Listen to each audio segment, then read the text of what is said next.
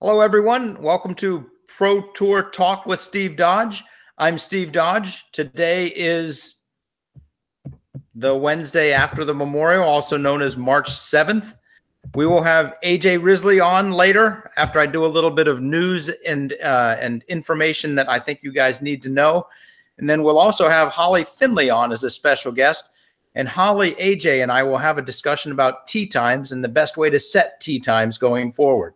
So that's all coming up later in the show. First, let's do some quick recap on Pro Tour news.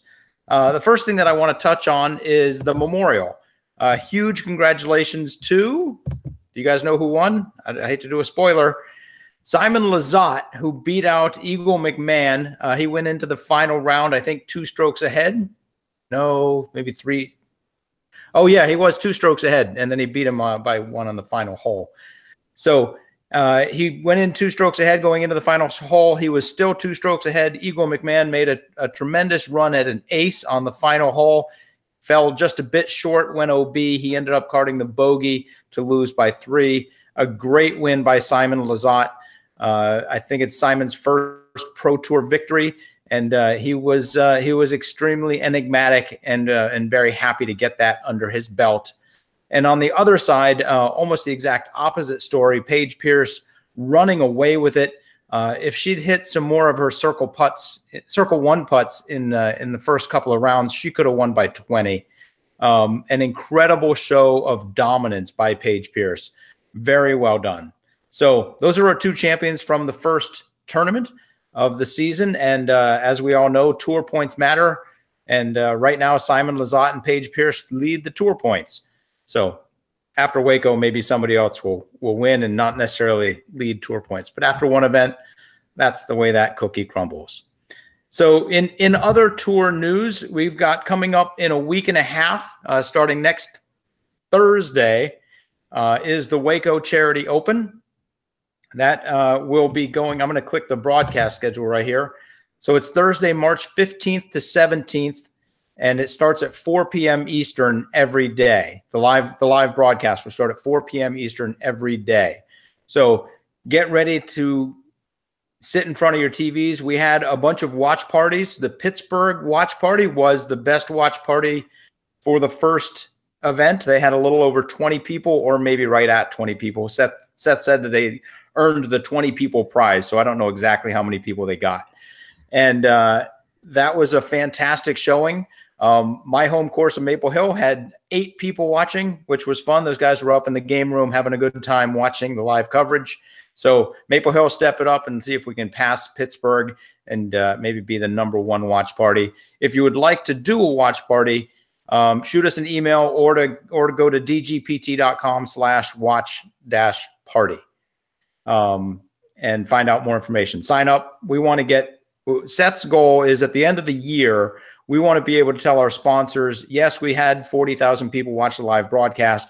Additionally, we had thousands of people. He said 1,000, but I'm going to say thousands. Thousands of people watch the live broadcast at watch parties. These people are into it. They are excited. They are discussing what's going on. They're debating. They're probably throwing beer. Everybody's having a good time. So that's what we want to be able to tell people. So if you go to our watch party page and find out a way you can either hold one or go to one that's near you already. Next week, we will have a conversation with Dixon Jowers about foot faults. Everybody probably knows by now that there was a foot fault called by Nico on Ricky, I think during the 2nd round at Vista, and the call was not seconded. So all of the correct things happened, but I think it opens up a little bit of a can, and we'd like to take some of those worms out and look at them. And we're going to do that with Dixon Jowers next week. And was there one more thing? Oh yeah, speaking of Dixon Jowers, I'd love to know what people thought of the Circle Zero show. So what's happening is, for example, at the Waco, we're going to go live at 4 o'clock, and then the final card will go off at 4:15. 15 minutes, we're going to have Dixon Jowers putting together what we call the Circle Zero show. It's going to go over news. For the first day, it'll go over news any injury reports, some fantasy thoughts. And then he'll interview a player, he'll find some local hotspots and do a lot of nice pieces about the area and about the event that kind of get us into the feel of what we're about to see, who we're about to watch, and why we should care. So for our first time out and Dixon's first time doing anything like this, fantastic job. I was really happy. And we've already put some things in place that are going to make the next iteration even better. So I'd love to know what everybody else thought of that Dixon Jowers' Circle Zero show. And next week, maybe we can take some of those comments and we'll give them to him right before the Waco starts. So hopefully he won't have time to react to them. Just kidding. Hopefully he will have time to react to them. And then we're about to bring AJ onto the show. And then after we do a little bit of, hey, AJ, what makes you tick and why are you such a ridiculously happy person? We'll bring on Holly Finley. Maybe we'll bring Holly on some other time and ask her why she's a ridiculously happy person. But this time we're going to discuss with Holly and AJ how we should set tee times at Pro Tour events. This is a conversation that needs to happen and is becoming important. So with that, I'm going to turn it over to AJ Risley, and I'm going to say hello, AJ, and I just muted myself. I meant to unmute AJ. Who's in control here? All right. Did that work, AJ? Can you talk? Nope. All right. How do I undo that button? There we go. How about now? That's perfect. Maybe you can undo it. All right. Hey there, AJ. Nice to meet you. Nice to meet you too, Steve Dodge. Gosh. So, AJ, we had a conversation in a car about a week ago. Yeah. And we introduced the concept of the tee times. I think you also told a very funny joke.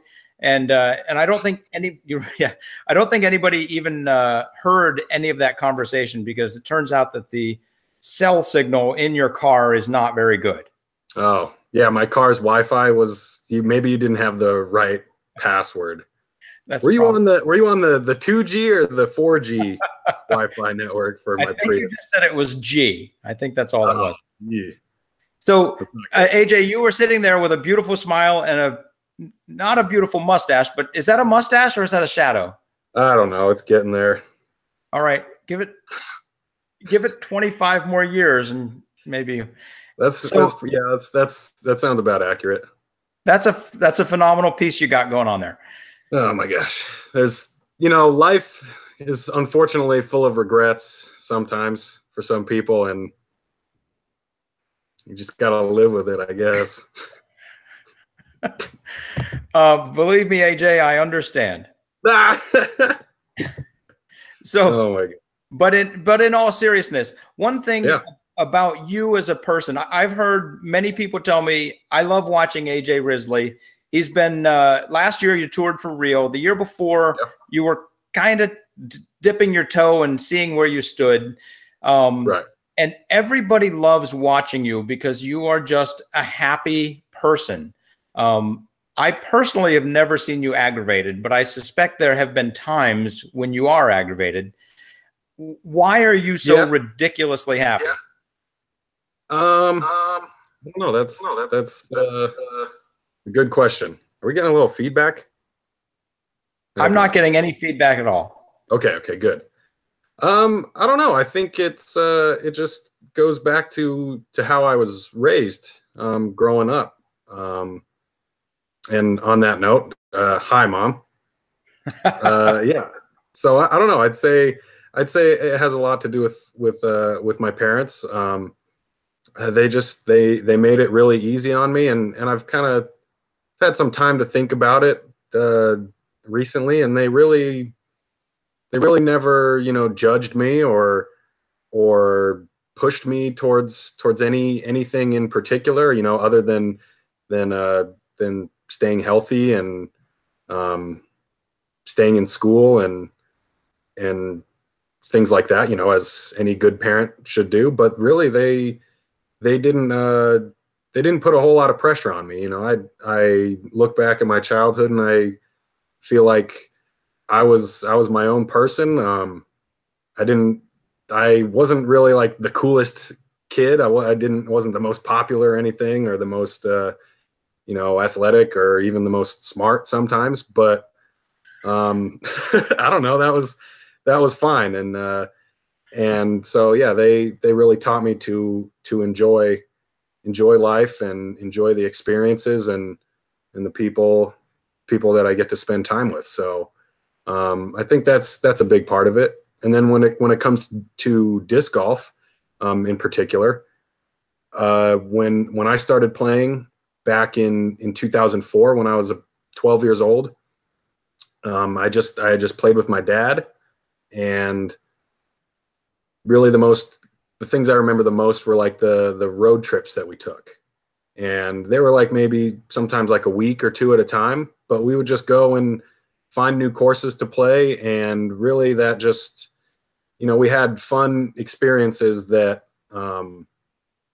like I said before, really there wasn't a whole lot of pressure. And I think that was probably the most helpful thing when I was starting out playing. That helped me, you know, fall in love with the game, and just the flight of the disc itself, and the beauty of the country that we get to live in, and you know how this sport that we play kind of utilizes that landscape. And so, you know, it's never really, it's, as I'm kind of moving up the ranks, you know, it's kind of turning into my job, but still it's, you know, I still sometimes think of it as, you know, that fun thing that I did on weekends with my dad. So that's a perfect way to bring it back. Your parents say, enjoy life, be yourself. You might not be the most smartest, and that's okay. Dang. Oh man, not the most smartest. But I mean, I don't know about the most cool, but you know, before, but I know that now you're probably one of the top 3 coolest people in this podcast. Nice. That's what I'm shooting for every day. So, when you say that your parents kind of let you be who you wanted to be, I know when I'm talking to my daughters, and I ask them to do something, for example, I say you can do one of 2 things. You can either say, "Okay, Dad," and you can do it, or you can say, "Why?" And like, so I'm trying to instill in them the concept of why, and that's in my opinion, a really important thing. And every parent's going to have a different thing that is super important to them. What was super important to your parents when they were raising you and letting you be who you wanted to be? I don't know. Yeah. My mom she would, you know, a lot similar along this, you know, similar lines as that, is she would say, sometimes she would say stuff like,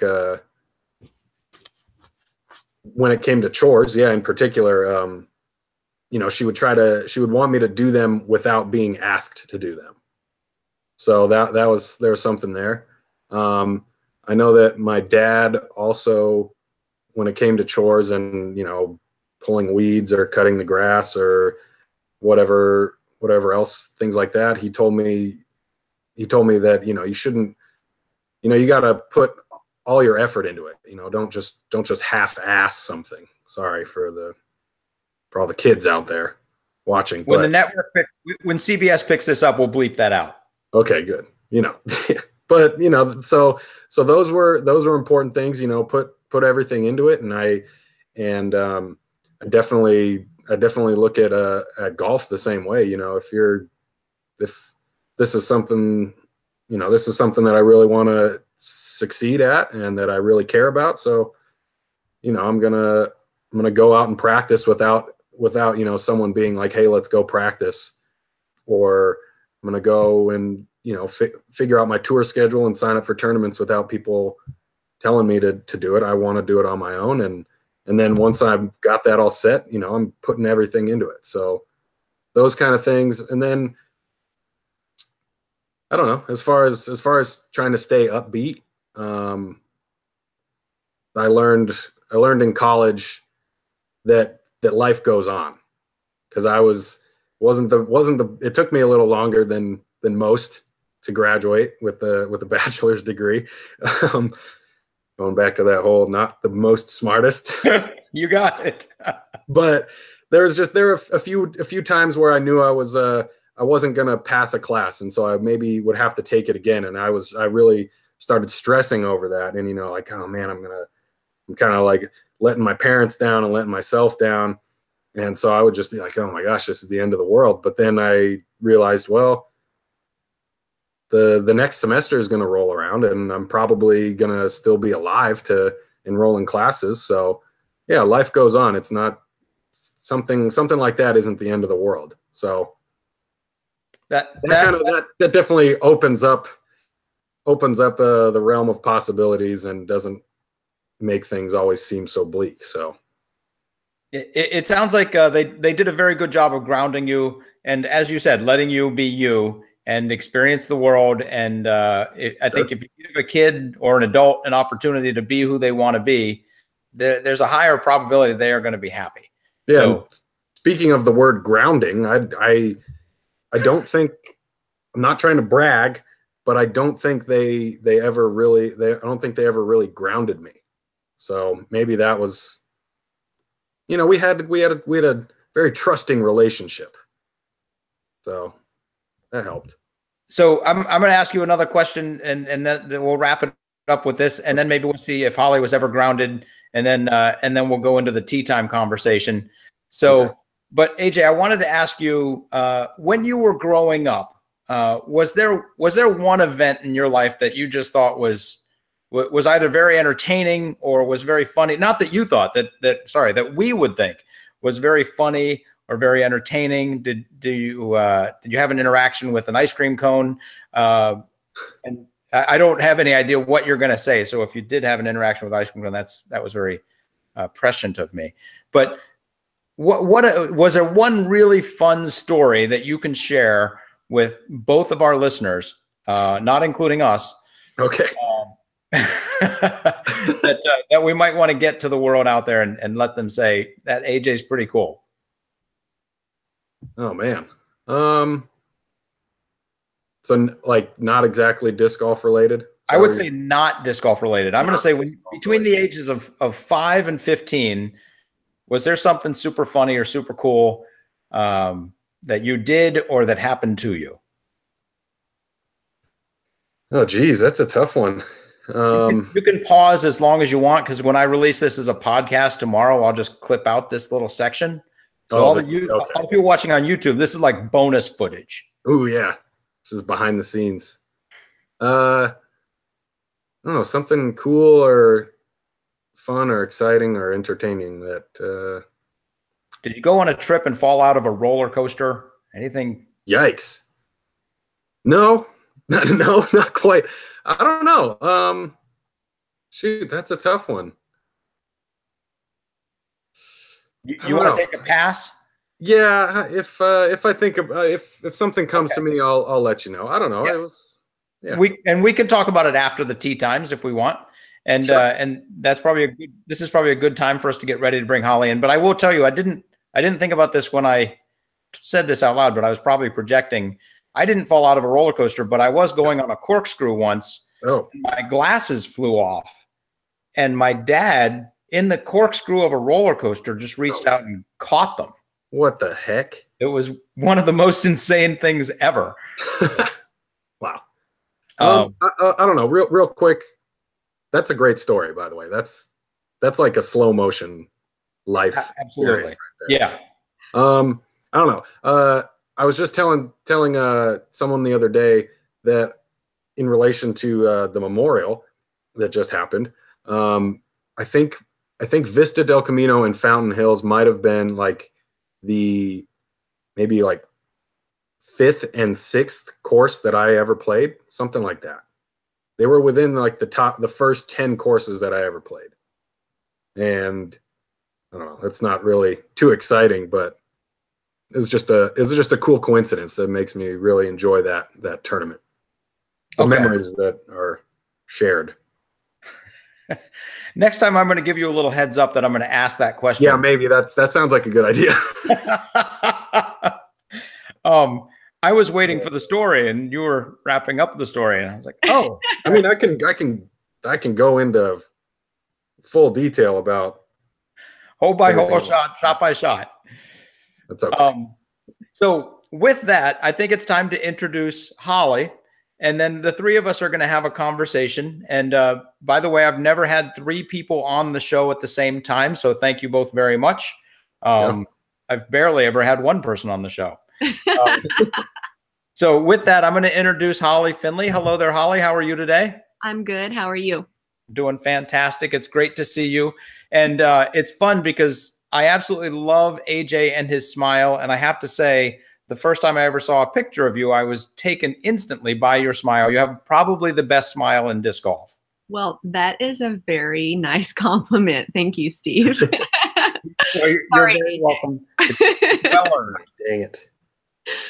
AJ's all upset. But the reason, Holly, the reason that you're on tonight, and I'll switch back to me for a second. The reason that you're on tonight, and AJ as well. AJ and I had this conversation a week ago, but almost nobody could make out what we were saying. Yeah. And then you made a post in our Touring Pros Facebook group that talked about, hey, is this something? How should we assign tee times?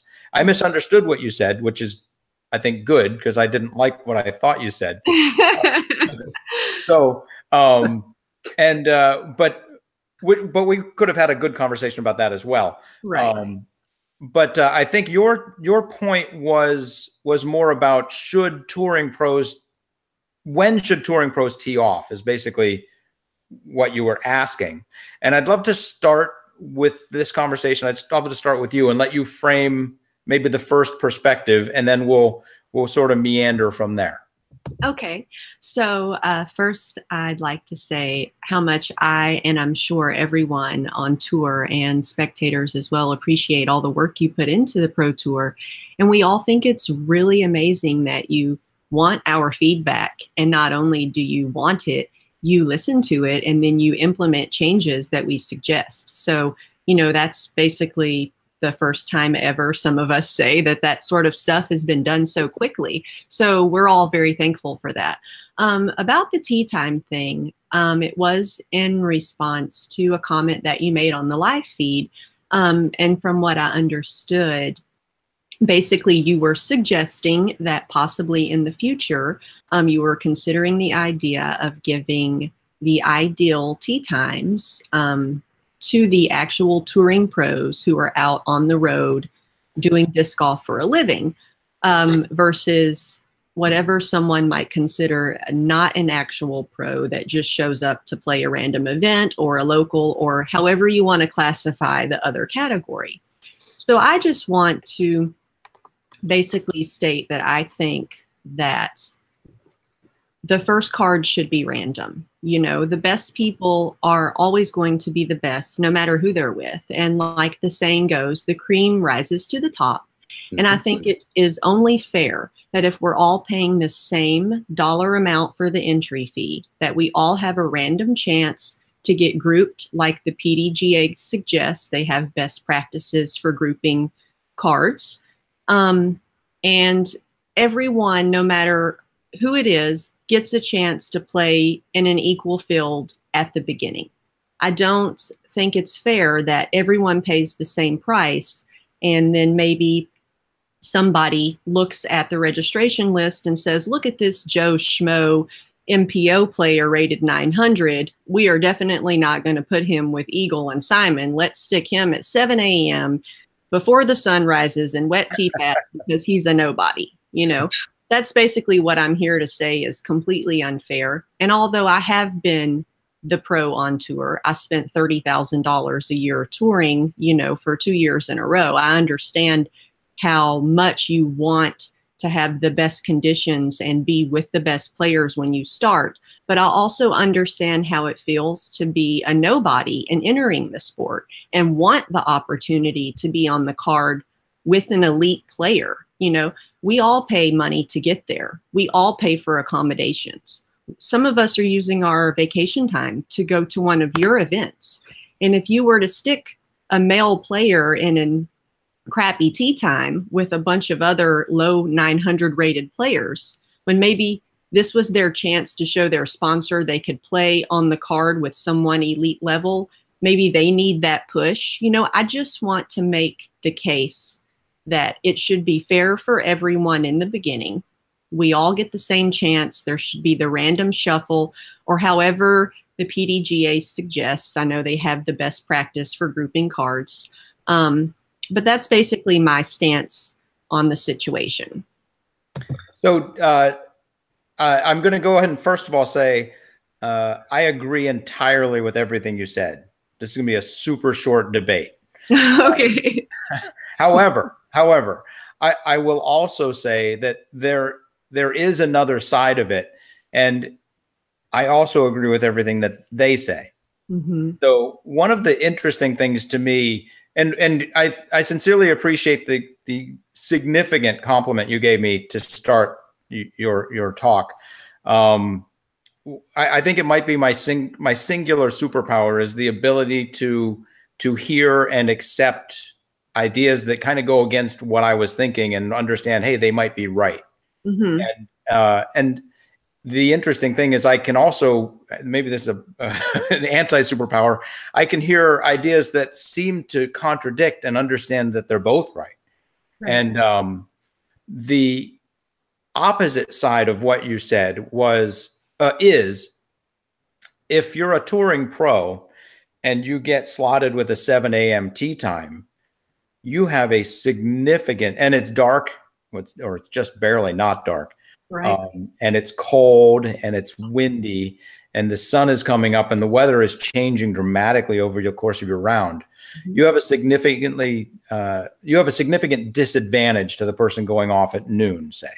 Right. And is it right to randomly give somebody a disadvantage when, if they went off at the same time, they would be shooting the same score, but since you went off earlier, you lose 2 or 3 strokes.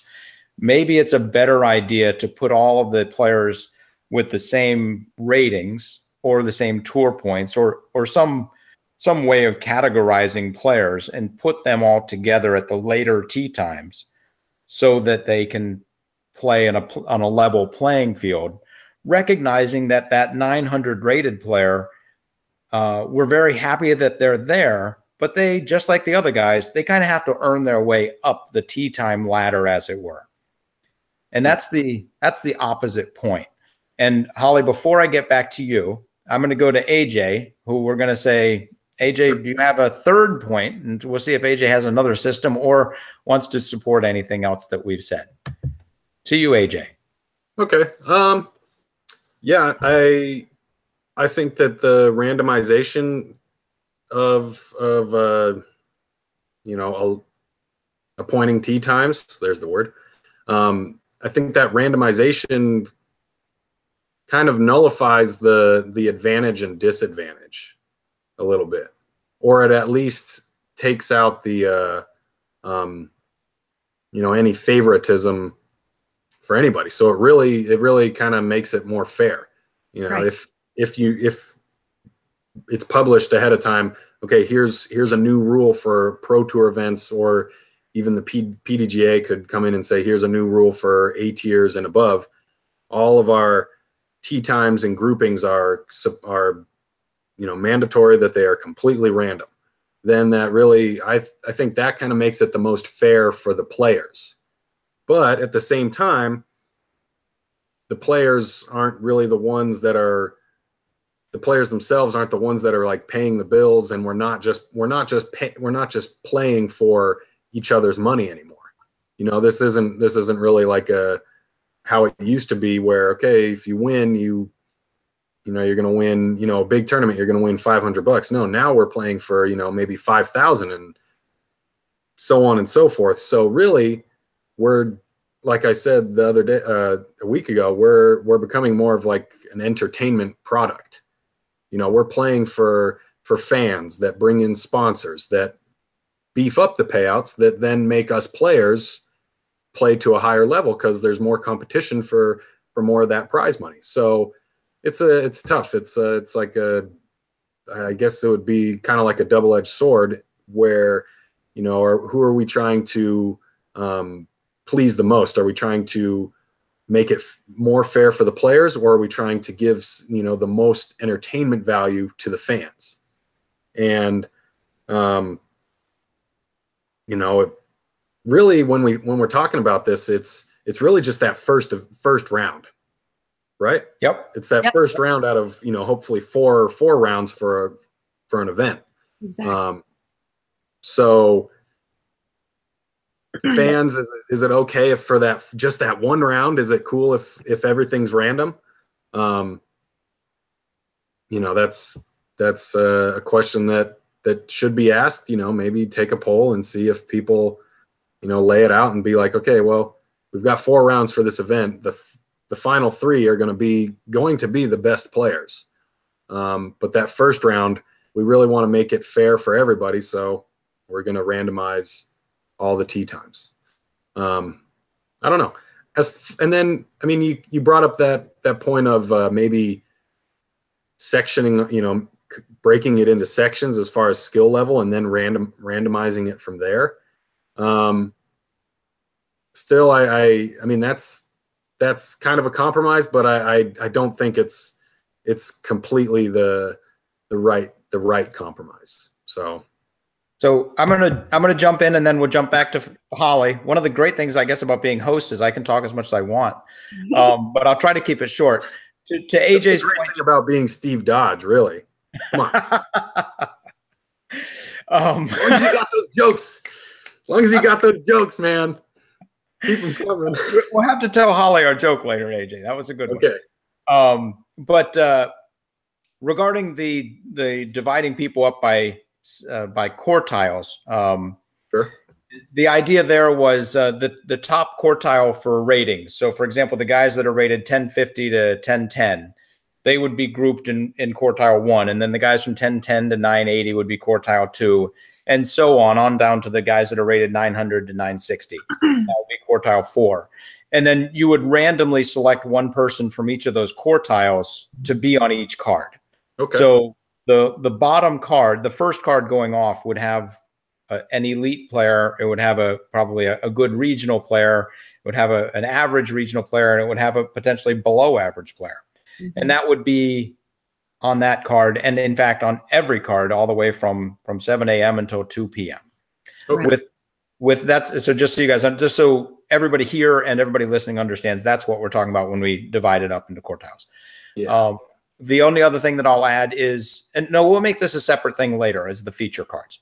But I'm going to go to Holly now, and Holly, you can give us all of your thoughts on the bed to you.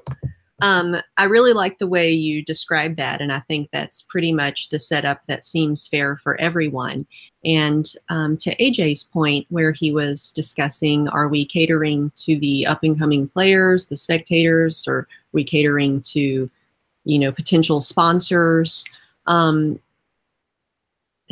If you actually look at the payouts over the history of disc golf, it's really not that impressive. And okay, I get you said $5,000, but in reality, $5,000 outside of disc golf is not that much money. So I'm not sure that your argument for the power of the feature card promotion or whatever is really as powerful as you're trying to make it seem. No offense, that didn't come out so nice, but no, that's fine. But I'm just not seeing, you know, nobody is really seeing. We have great coverage. We've had great coverage for 2-3 years now with Jomez. I mean, they're really upping the game. A couple other people, Marty McFly, I loved his stuff.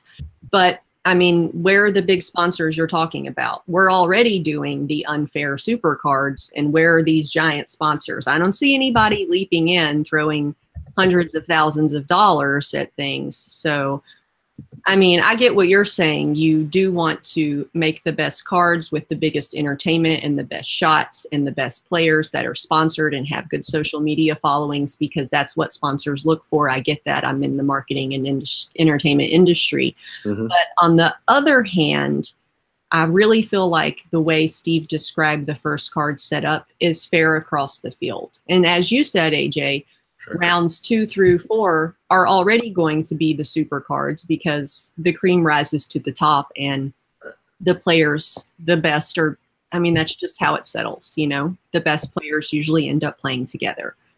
So I just really think that it should be a fair shot for everyone if we all pay the same entry fee, and you know, we should all get a chance to be grouped with an elite, whether you're an MPO or an FPO, and get a random tee time. You know, everyone deserves that fair chance.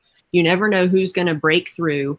And everyone that attends your event, Steve, I mean, that might be their dream. This is my moment. This is my breakthrough event. If I can just get on a card with like 1,000 rated player, I can shoot 1,000 rated, and, you know, my whole life's going to change. And sometimes that actually happens. So I just really want it to be a fair shot for everyone on all skill levels to show the best version of their self, you know?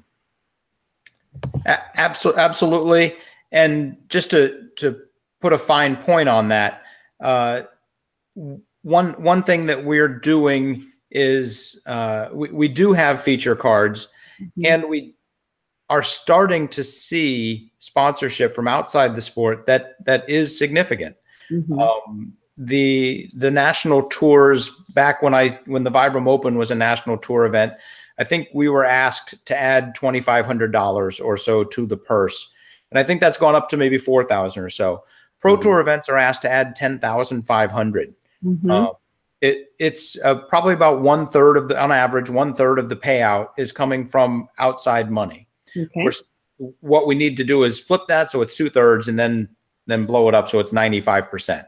Right. And that's where we're headed. The percentage of added cash coming from outside sponsorship is clearly growing.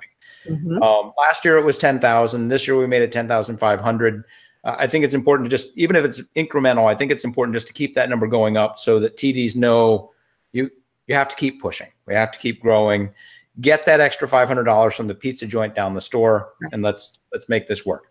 So, but we are seeing good sponsorship from outside the sport. We just got Grip 6 belts on board. We have Keen on board. Zuka is arguably now inside the sport, but before they were outside the sport. So they came in and recognized there was an opportunity. So, and there's Silly Pint is on board. There's lots of companies that are outside the sport that are coming in, and we're getting more and more interest, and these people are starting to come to us. Now, would you say that these are organic in growth, or did you contact them and initiate a conversation? Because the way you're leading this is that your videos lured them from the outside with no prior knowledge of disc golf. They saw the videos. They were so impressed by the sport. They didn't know the players, and they found you and wanted to give you their money. Is that what you're implying? Holly, how could you see this and not want to give me it works both ways. Right now, the majority of people that are on board now, we actively marketed them. Okay. That is starting to flip with people reaching out to us. And we had a couple people come on board last year that reached out to us, and it was fantastic. Things went really well, and they're on board again. Nice. And that's what's starting to develop more and more, is people are seeing that we're building something special, and they are actually coming on board. Okay. So initially, mostly the first year and then half of the second year, I'd say it was mostly us outreach. And now that ball is starting to roll the other way. Excellent. Before we get into the feature card conversation and start to wrap this up, AJ, do you have any more comments? Any quick last thoughts? Yeah, I mean, well, in response to one of Holly's points earlier, yes, we are fortunate that the fan / sponsor entity isn't really, they're not forcing us to do anything yet. So we're fortunate that that it's not that bad. It's not like we sold our script to the production studio, and so now we've got all these executive producers coming in and trying to change our main characters from X to Y or whatever, whatever. But and so that's good. That's fortunate. I think what we're doing now is we're trying to we're just trying to please the fans with these super cards, stuff like that. So, but I think it's it's always going to be a good idea to keep it random and fair, and you know, keep that integrity there. And then I think my other point, I'm trying to look on like the, what is it, random.org, where you can, you know, come up with random lists of numbers. And because I want to say that as these fields, as the, you know, the fields, the open fields max out at, you know, 180 like we had last week for the Memorial. That's like the max that we want to have for one of these big tournaments. And as the, you know, the level of play gets higher and higher, those 180 players are going to range from, you know, a PDGA rating, instead of now where it's, I think it's 1052 Paul Macbeth to 853. You know, maybe in a few years that range is going to be 1052 to 952. And who knows, it might get up to, you know, a point where 180 players, 1052 to 1,000 even. Yeah. And at that point, you know, you can randomize it all you want, and any one of those cards is going to be 4 quality players. And I think now, I don't know, Steve, how easy this would be for you, but because I'm not really, I don't know, I've never used this random.org. But I'm sure you could look at you could go to a spreadsheet that you have of the field that we just had, or the field we're about to have in Waco next week, and do a couple test sequences of randomized cards. And it might not be, you know, it might not be 4, 10, 20 plus players, but I'm sure you'll have plenty of cards that have at least 2,000 rated players that people would be just fine with watching for free.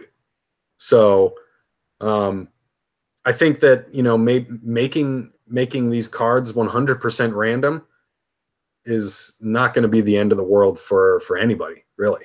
Like I said earlier, life goes on. Yes, it does. I like it. Maybe am I really not the most smartest? I don't know. I feel like. So AJ, has Holly flipped you so that you are saying, let's have no feature cards and let's do 100% random?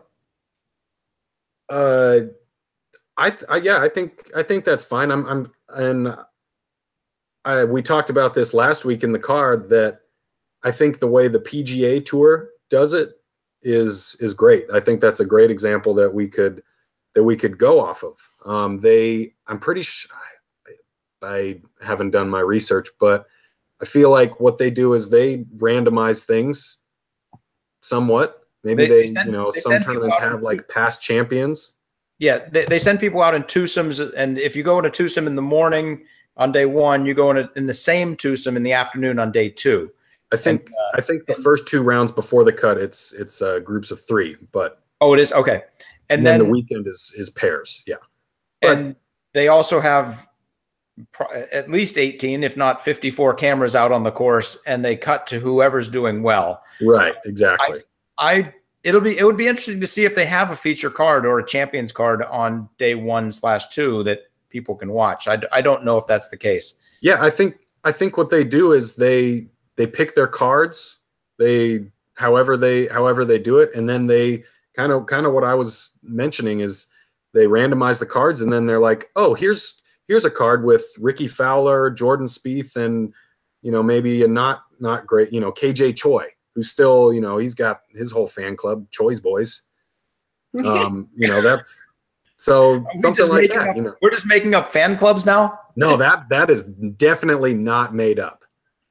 Definitely not made up. Choi's Boys. And what is your fan club's name? It's the Risley's Rizerators. I don't know. I just want to know one thing. Everyone else I've ever known with your last name, it was always Riley. Why do you? Even spelled the same? Is it Risley? Risley, yeah. Risley. Okay. I went to school with a few with the same spelling, and they were Rileys. With an S in there? Yeah. Like a silent S. That would make. I actually called you Riley. Like I always called you AJ Riley. Nobody knew who I was talking about for years. I'd be like, that guy that rolls around with Tear Bear, you know? Nice. Riley. That funny quick side note. At Worlds, yes, I think it was at Worlds. Chuck Connolly, Spike Heiser, Chuckster. Love He him. was calling out the names for the tee times, and he called me AJ Riley. Okay. You know, Well, I'm from Tennessee and he's from the Carolinas, so maybe that's how we pronounce it down yonder, you know? There you go. It's possible. As far as my fan club, I don't know. I like that was. I think I mentioned them earlier. Hi, Mom. Nicely done, AJ. So I'm going to make a last pitch for feature cards. Then I'll let you both rebut that if you would like. Another pitch? I haven't talked about feature cards yet, but I'm going to talk about feature cards. I'll give you guys both 30 seconds to a minute to try to rebut it, and then we'll move on. I've got a couple things I need to touch on. One thing I forgot earlier on. We're going to get to the viewership numbers from the Memorial, which are just staggering. Okay. But regarding feature cards, we did have a conversation, and what we did with feature cards in 2017 was they went off at 1:40, 1:50, and 2 o'clock. All of the feature cards got prime location. And some of the players pointed out to me, that's not necessarily fair, because if you shoot well, you get to go off at 2 o'clock. But if you don't shoot well, like if you start at 7, then you don't go off at 2 o'clock. And maybe the feature cards should be spread out. And so what we've done this year is we have one feature card that goes off at 10, one that goes off at noon, and one that goes off at 2. And so even if you're on a feature card, your time is not necessarily going to be at the prime spot, prime time. Now, the other thing I'll say, so we've in my opinion addressed that one unfairness problem with the feature card in the prime spots. The other side of it is, yes, if you have a Kim Choi, what was the guy's name? KJ Choi. KJ. It might be Kim. Yeah, you're right. I think he is. I want to say he's Korean. It might be Kim, and it might be Carl Johan. It could, yeah. Who knows? So, but anyway, it could be Michael Johansson. Yeah. Anyway, so there's a place in Virginia called spelled Buena Vista. Okay. Oh gosh. How would you pronounce that? Buena. Buena. Buna. Buena Vista? Buena Vista. I wouldn't have said Buna. No way. No. Well, I was corrected quickly. So, but anyway, what we've found is that the players on the feature card do have a direct impact on the number of people that will watch that card. Sure. If Macbeth and Wysocki are on a card, more people will watch it than if two people that are not named Macbeth and Wysocki are on it. Well, that's it's going down. Well, that's right. Yeah, but who gets more marketing than Macbeth and Wysocki?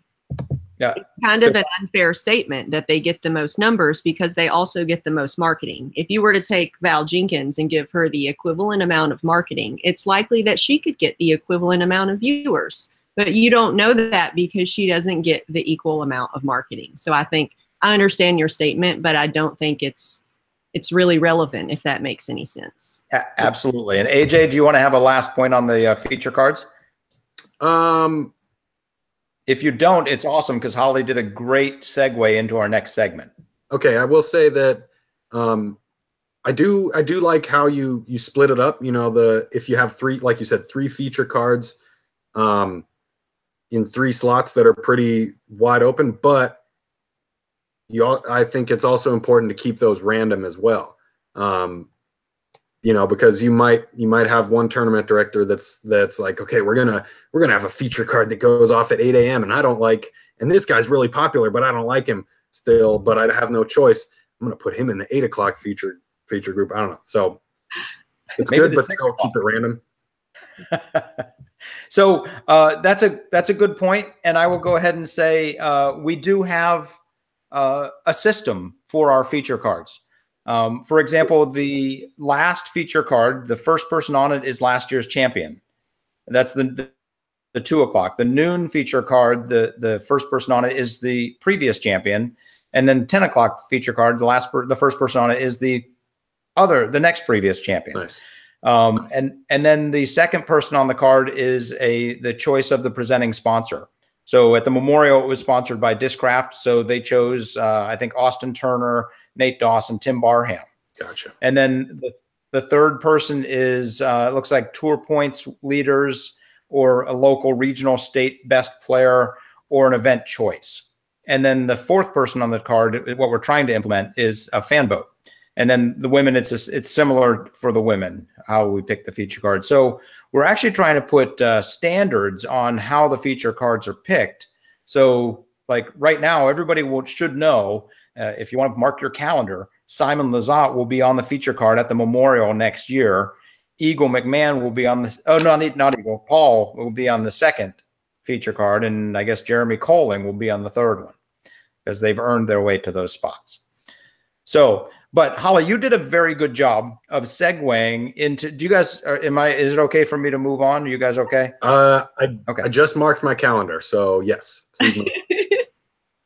Gotta love calendars. It's so easy to mark next year's stuff. So great job of saying if Val Jenkins got the same promotion that Paul Macbeth did, she would get just as many people watching. And first of all, shout out to Val. Hope everything's going well with you and your family, and all of our best wishes to you. And a thank you to Nate for stepping up and being on the commentary. But we had our fan vote, Holly, and I think that you may be happy to know that the person that got the most points in our fan vote was in fact a woman. Hey. Yeah. Nice. So we're actually going to have a woman on the man's feature card. Wow. I'm kidding. That would be kind of fun though, don't you think? It would be fun. I like to play with people in my division, but it would be fun. That's a whole different contest that we can put together. But I'm very excited to announce that Rebecca Cox got the most votes and will be on the women's feature card at Waco. What do you think of those numbers? I think that's pretty incredible. And I think it should just go back to prove my point that people want to see not the most marketed players. I mean, if you read YouTube comments, what I see, occurring over and over are people saying the same things. I love watching new people. This is so fun to see new players. Who are these people? I've never seen them. They're amazing. I'm so tired of seeing the same old faces. No offense to the same old faces. You guys are amazing. But, this is just what the fans are writing on YouTube. So I think that just proves the point that people like to see fresh. They like to see new. Rebecca she's fresh and new. She's been playing for a long time, but she's just hitting the scene full time. She's placing really well at big events. She's getting out there. Her sponsors promoting her. She's posting on social media. So I think it's an obvious choice that people want to see her. She's a great golfer. She is a very beautiful person inside and out.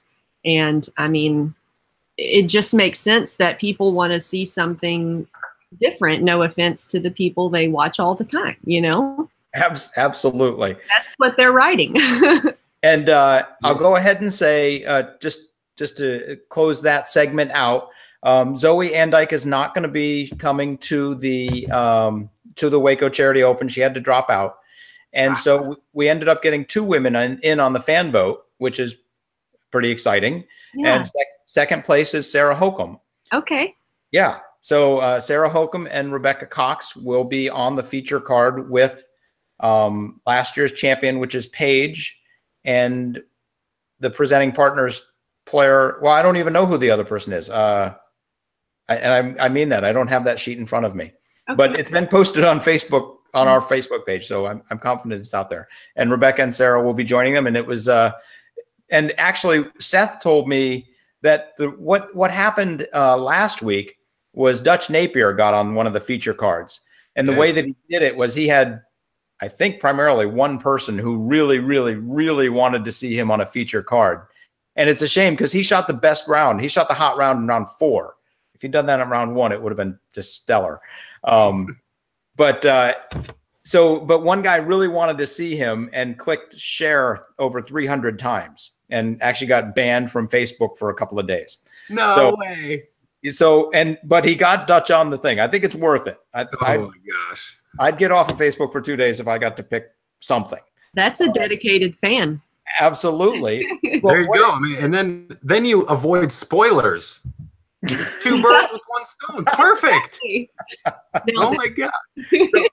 I'm going to call this the Napier effect, because what happened with Rebecca is a lot of her hometown people spread the word and said, vote for Rebecca. We can make this happen. They did it, and it happened. And I'm going to say kudos to Dutch and his fans for helping to make this happen. Nice. And yeah, it's great. And then the other side of that, to your point about new faces, I've read those comments as well, and I agree. And so we've implemented 2 rules for the fan votes. The first rule is that players can be fan voted into feature cards a maximum of 3 times per season. That's it. So it can't just be same face one, same face one, same face one all season. Yeah, I agree with that, because I think the first few times this happened, I think we saw the same thing, and I think it happened this past weekend. You know, Ricky, Simon, Eagle, Nate Sexton, right, who are all 4 very great golfers. But then, like Holly said, I think someone was telling me recently, like the worst YouTube comments Simon read about himself was like, "Oh my gosh, I've watched him so much, I'd rather." Something expletive, something with some bodily fluid, just like nasty stuff that it's like, sorry, you can't throw that far. Don't, chill. Yeah. And awesome for Rebecca. That's going to be really exciting because she's great and she has a lot of potential. And I think the fans will enjoy seeing that. And I think we're kind of seeing something, similar on the men's side in Kevin Jones. Spoiler! Oh, did I call it? Yes. Yes. You haven't. We haven't even announced it yet. Unbelievable. Nice. Awesome for Kev. Did you hack into my Google Drive? No, I didn't. We were eating breakfast today, and he said, "I think I might have it. I think I might have the most votes for the fan vote for Waco," and which is great because he's such a great guy. He's got amazing potential and a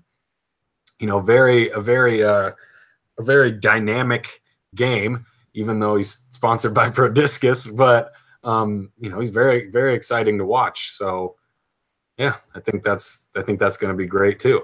Holly, cool. What do you think about Kevin Jones being the #1 choice on the guys' side? I'm going to say something that might hurt somebody's feelings. Uh-oh. I don't know who Kevin Jones is.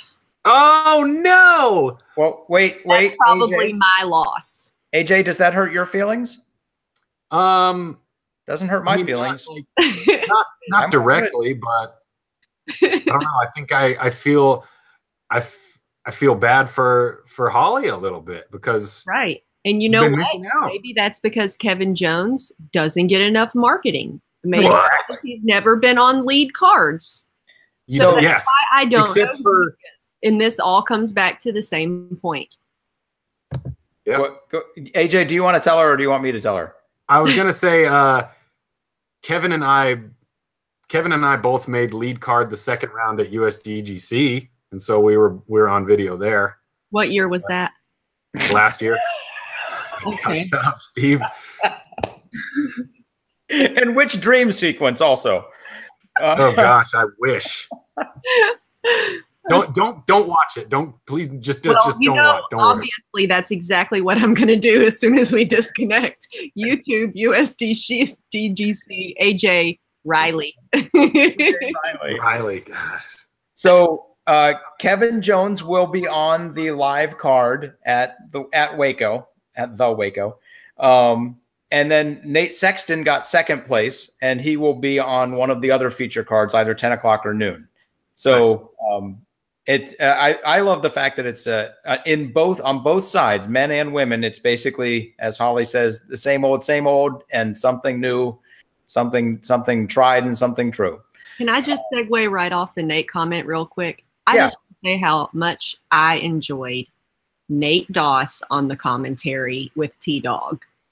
That was so good. I mean, it was just enjoyable, and I hope that he maybe considers doing it again if he's not playing, because he's really good at it, and I love his insight. It's much different than anyone else. You know, it's his own style, and I mean, he's always been my favorite male player since I started, and I had no idea he was a great commentator as well. So it's just like, you know, up in the life game, Nate. He just seems to be good at everything. 100% agreed, and I think Valerie would agree as well. Nate Doss is amazing at everything, and Nate Sexton is the person that got the second in the fan vote. But you're playing off the name Nate. I understand. But the more times we say Nate in disc golf, the better our ratings. So that's all good. The other thing, we actually had two rules, and about a half hour ago, I said the first rule for the fan vote. The second rule is that players cannot be fan voted into feature cards in back-to-back events. Okay. So, for example, Seppo Payu was voted into the fan voted into a feature card at the Memorial, and we actually had some people ask why aren't any Europeans available? And I think Simon is on a feature card already, and Seppo can't be fan voted in because he was fan voted in last time. Okay. So we heard those comments, just like you said at the beginning. We'll wrap it all the way back around. We heard those comments, we listened to them, we digested them, and we created a different system that took all that into account. So with that, I'm going to go to I'm going to talk about the viewership numbers for the Memorial and how much they grew. And then we'll go to Q&A, and where hopefully, I haven't checked the chat yet, but hopefully people have asked any questions, and we'll just run through those real quick. You guys are welcome to stay, or you're welcome to bail if you have to redo your hair or something like that. Yeah, I'm dying. Well, every time I asked a girl out in high school, it seemed like they were always doing their hair, and it never. I don't know what. So it just seems like women do their hair a lot when I ask them if they want to go to dinner. It's a good built-in excuse, I guess. Sure. I've never used that one myself, but okay. Okay, well, I appreciate that. So Holly Finley does not have to do her hair for me. So looking at the viewership numbers for the Memorial, comparing 2017 to 2018, when we look at, and I'm just going to do big pictures here. I'm not going to go round by round. We had the number of views increased by 23% on average. So on average for the 2017 live coverage, and this is including the Smashbox feed and our YouTube feed, they were an average of about 26,500 views. This year on just the Pro Tour feed, because we got rid of the Smashbox feed and now we're putting everybody together, we had over 32,500 viewers, which is a 23% increase. And that, for me, that's exciting. And what is it called when something happens that makes you feel like what you're doing is you're on the right path? I don't know what that word is. Fulfilling? Is that? It's definitely fulfilling. Yeah. Holly, do you want to guess a word? I usually go with deja vu for that feeling. Deja vu. Okay. Yeah, every time I have deja vu, I feel like it's telling me I'm on the right path. So you might not be experiencing deja vu. Maybe it's just a long, stretched out version of it. Wow. I've never thought of deja vu that way. Yeah. Huh. AJ, is that how you viewed? Have you ever thought of deja vu as a long, stretched out, wow, I'm on the right path, things are going as I thought? I can't say that I have, but yeah, I've definitely experienced a little bit of deja vu here and there. So, I mean, that's a great way to look at it. So yeah, I think I'm going to do that from now on, as great outlook on life. Yeah. AJ, have you ever looked at it that way, where deja vu is a long, spread out thing, and you see yourself as like you're on the right path? Huh. I don't know. I don't think I've ever looked at it that way in particular, but I've definitely experienced it before. So I don't know. I think I'm going to look at it that way from now on, kind of have a better outlook on life. Have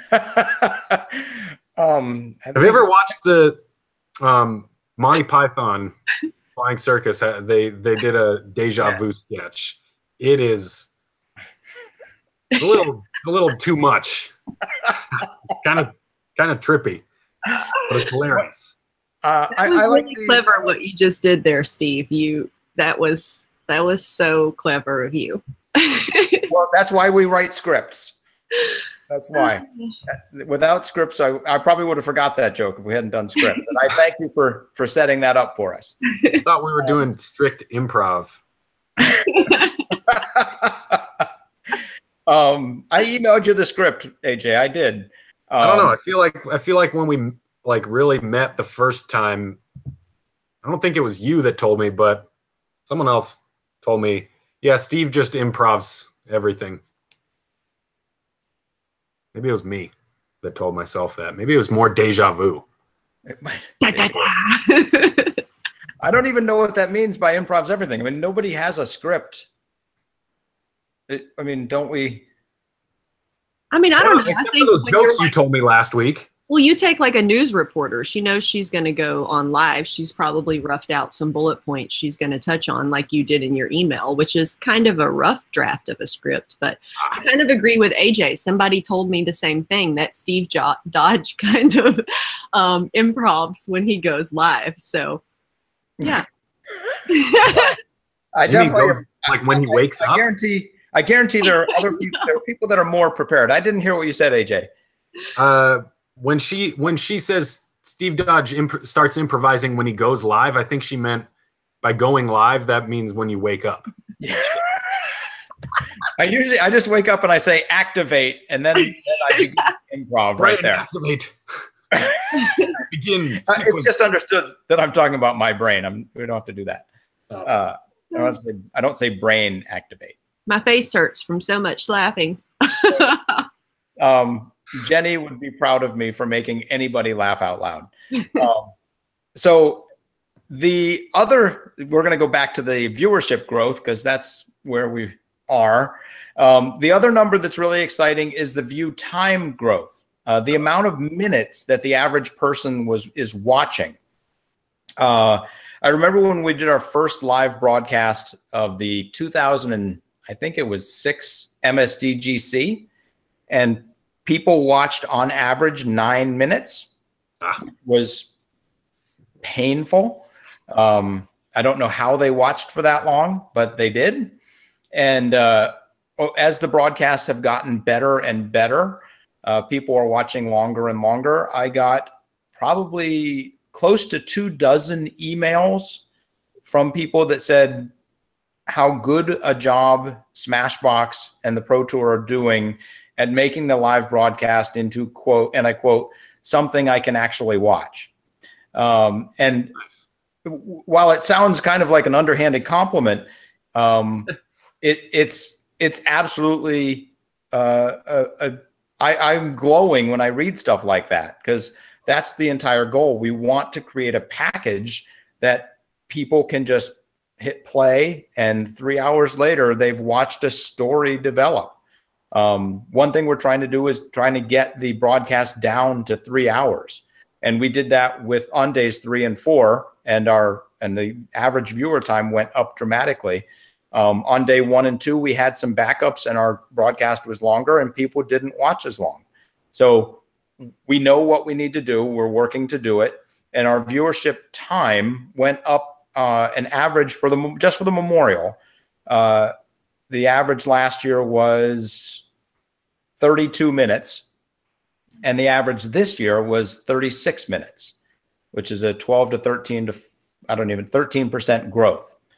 And the really exciting thing is when you put those two things together, and AJ, you're a math guy, so you might understand this, but the views grew by 23%.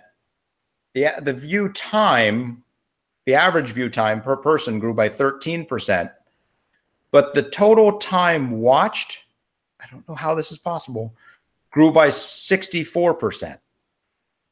Huh.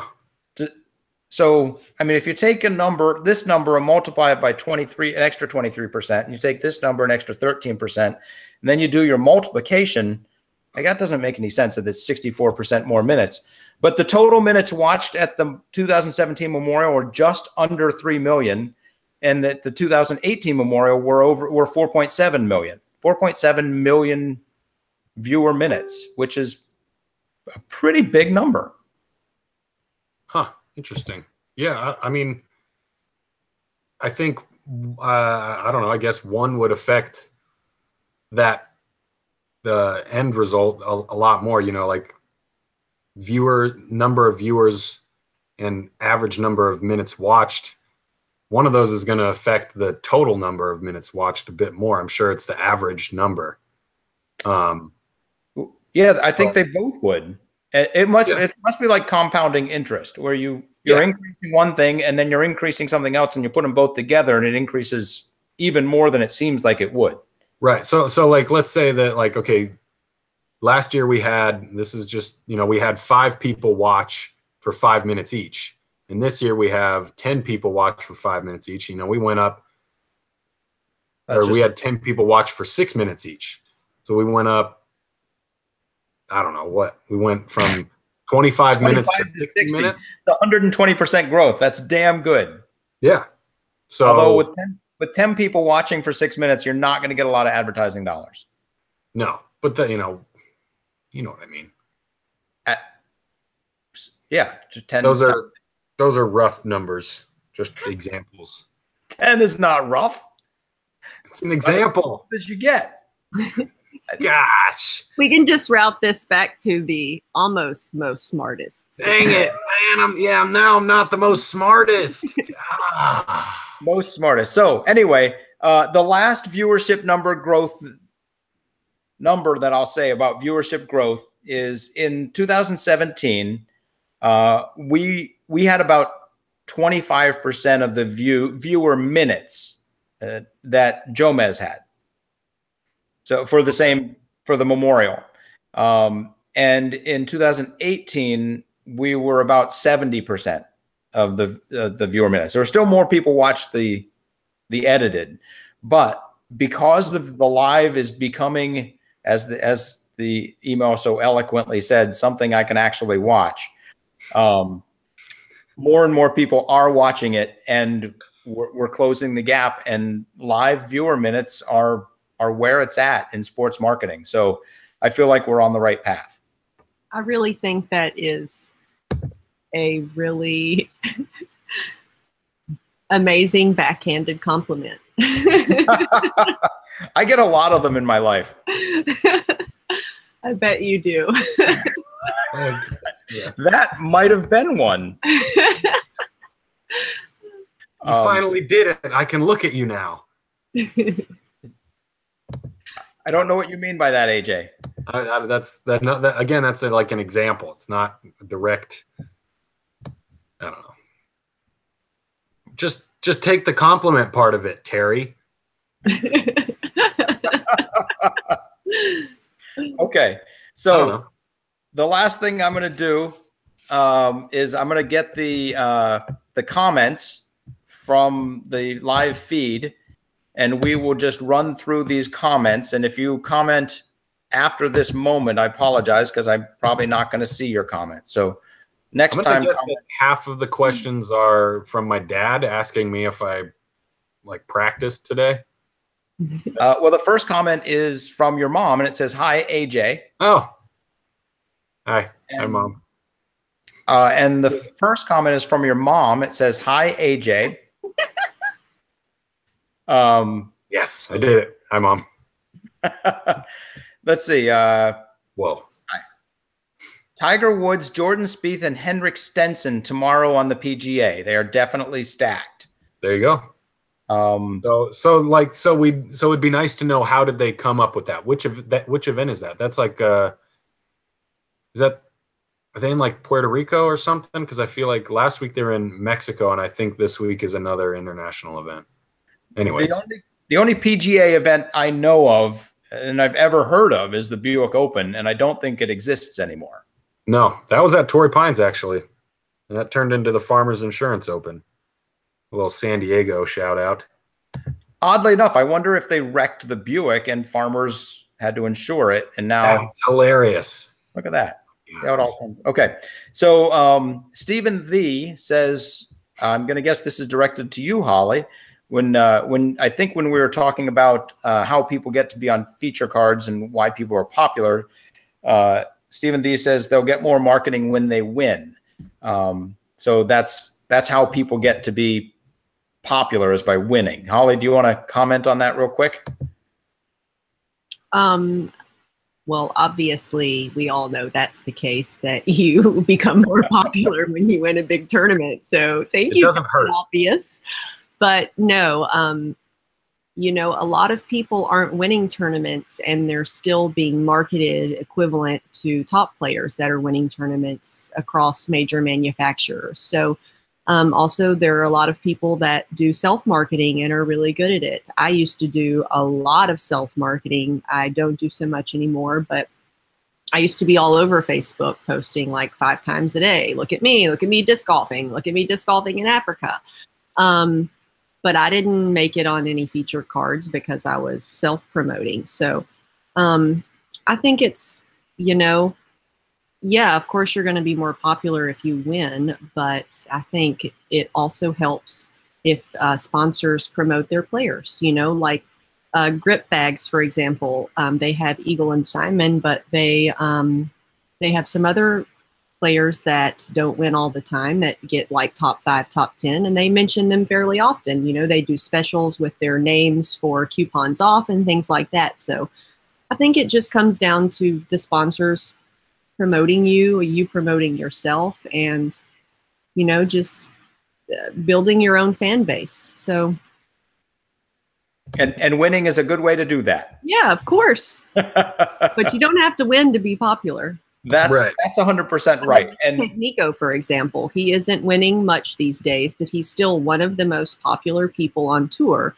Obviously, he did a lot of winning back in the day, but it's his whole persona. You know, it's like this Nico persona that people love, and they love to talk about it and discuss it. And he is one of the most discussed players on the scene.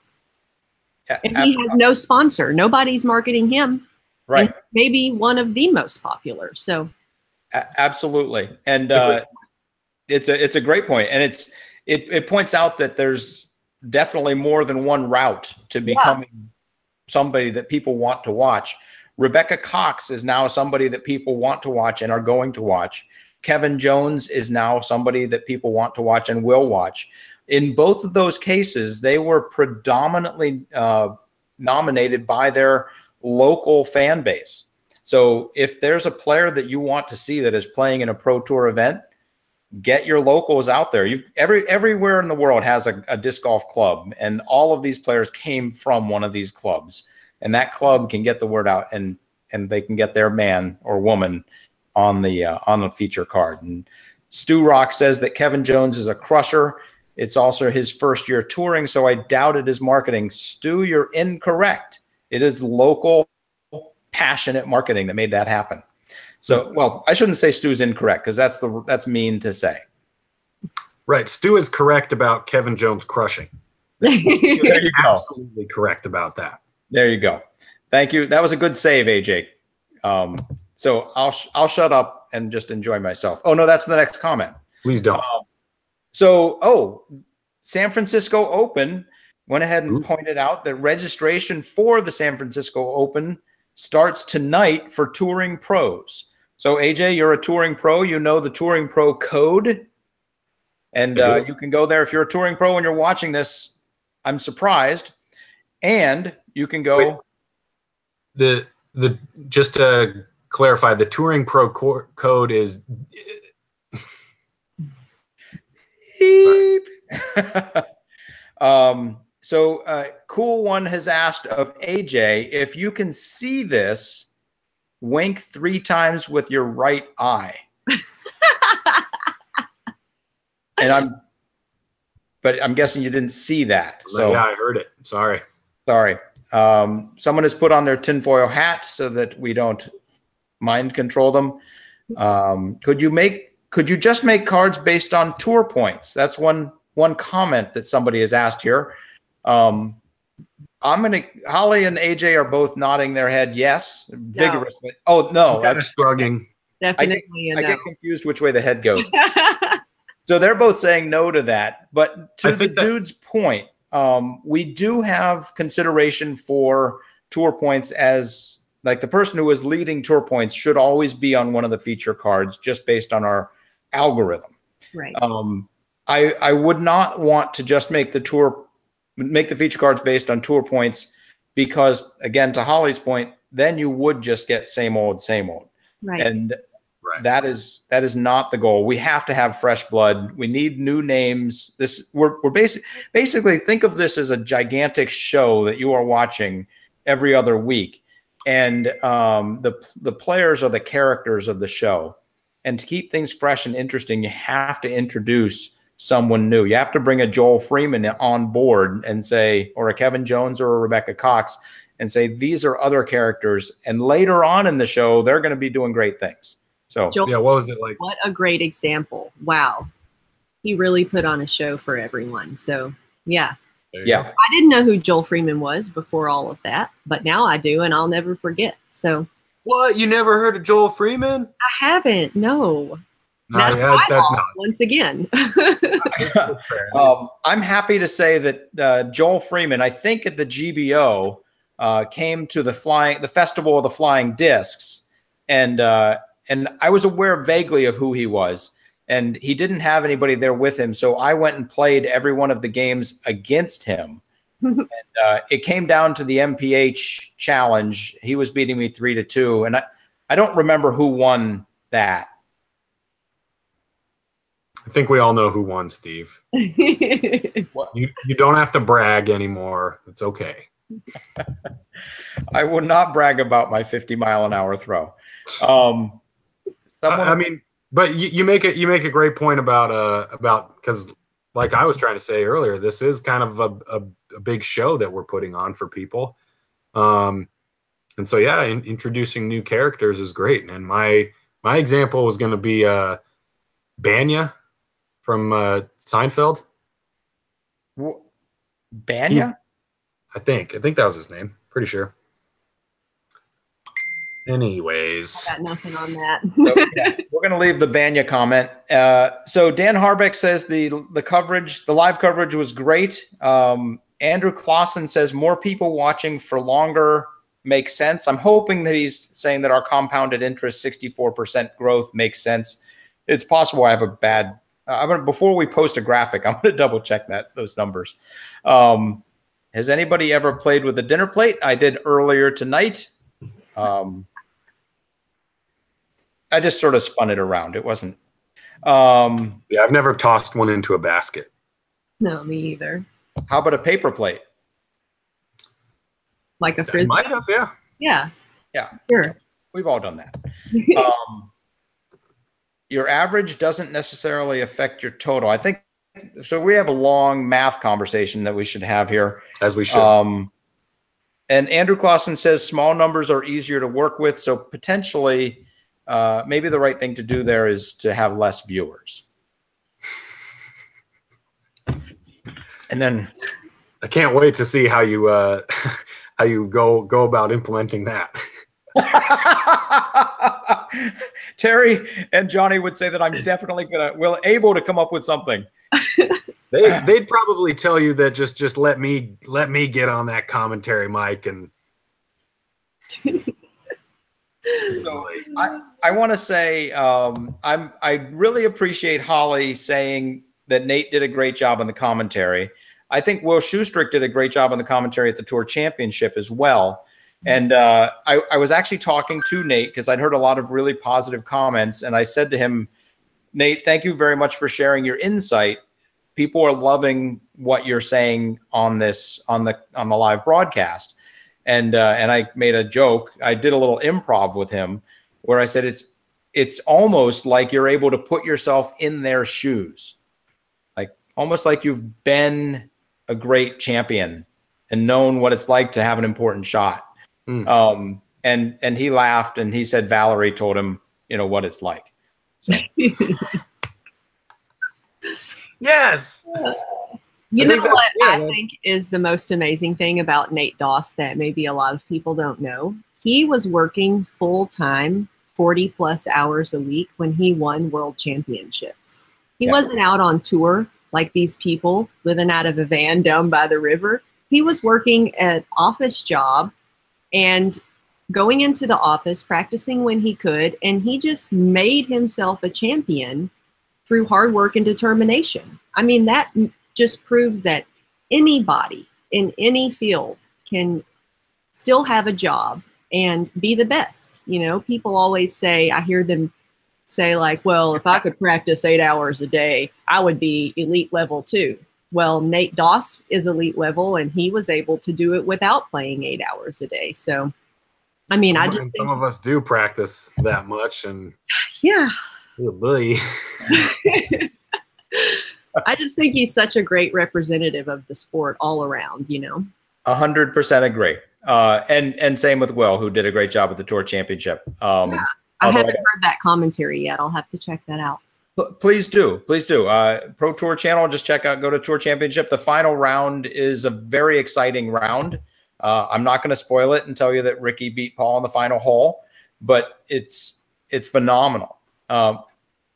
Yeah, I'm not going to spoil it and tell you that Ricky beat Paul in the final hole. I mean, that's fine. Yeah, but overall, it's a fantastic round. James Conrad comes out really strong, and there's basically 5 guys. Do you know how the Tour Championship works, Holly? Yeah, I looked at the format that you had set up last year. Yeah, so 5 guys start at 0, and 18 holes. Winner takes the first, not all the money, but winner takes first. I'm going to close by saying that at Waco, if you're anywhere near Waco, come on out Friday night and Saturday to watch the finals. But Friday night is the party out on the bridge. They have one of the oldest suspension bridges in America, and Ryan and team rent it out, and we actually have a huge party on the suspension bridge. We will have prizes. We will have festival games. There will be pros signing discs, selling discs. There will be vendors galore. There will be music. And it is, in my opinion, it was the best players party on tour last year. It's part of the reason these guys were tournament directors of the year. The Waco is in its 20th or 21st year. This is an event you'll want to watch. And if you're anywhere near, you'll want to come see. So yeah, that one was fun. Do we get to throw tortillas? Oh yeah. Onto that pillar again? Onto that pylon. Is that a pylon? It's something like that. It's like a pylon or a pillar of part of another bridge. I don't even know. Pillar part. That was fun. Yeah. Holly, are you going to be able to make it down to Waco? No, I've actually never golfed in Texas. What? You know me, Steve. I like the super wooded courses, and I've heard that there's a lot of really open, windy holes, and I don't like windy, open stuff. So, yeah, you probably won't see me down there, but you'll find me at Vibram and Idlewild and other very wooded events. If it's windy, open stuff, I've got to like put this thing in a dread. Otherwise, I'm in a lot of trouble. Yeah, I can see that. Yeah. You wear a hat, though. It'll be like a propeller, get to twirling, and you'll just lift right off. I do wear a hat. No, it'll be like a windsock. Like what? It's a wind tuft. A wind tuft. I'm gonna have. Can you be my like third caddy? One to carry my bag, another to carry my water, and then just you there to tell me which way the wind's blowing. The wind is blowing. It's blowing towards the Pro Tour, baby. Can I reserve you for round 2? Nice. I will say, maybe this is a good trivia question, but I'll let the cat out of the bag. I have, during a Pro Tour event, caddied for a player for 2 holes. You guys want to guess which player it was? Wow. Well, will you tell me the Pro Tour event? It was at a tour event that doesn't exist anymore. It's called the Vibram Open. Oh, I'm going to go for Nate Doss. Good guess. Now, you got to bear in mind, this person would have to be silly enough to let me caddy for them, because the entire time I was berating them with ridiculous comments. Oh. Was it me? Is this another deja vu thing? It was not you. It was Devin Owens. Okay. Oh. He's the one person that I have caddied for on tour. I caddied 2 holes and said, I apologize. I need to get back. He's a fun character. He really is. Great to see him out on the scene. You Yeah. know, one of the best lefties out there. So I'm sure that he would like to be called one of the best lefties. I think, is Kevin Jones a lefty? No. Okay. So I'll close with a very fun story that happened at wherever we just were, the Memorial. The day after the tournament, we're cleaning up the course, and I might have been a little overheated, but a guy came up and said, "Hey, Steve," and he looked like a pretty good local disc golfer, and I didn't know who he was, and I said, "Hey, I apologize, I don't remember your name," and he said, "Steve, it's me, Grady Shue." And I said, "Oh, hey, Grady, great to see you," and it was genuinely embarrassing. But maybe I was smacked out. I don't know what was going on, but and then another guy shows up. You should probably edit that part out when you do the heroin hit. Yeah, we'll edit that out, right? You're editing this tonight, right? Okay.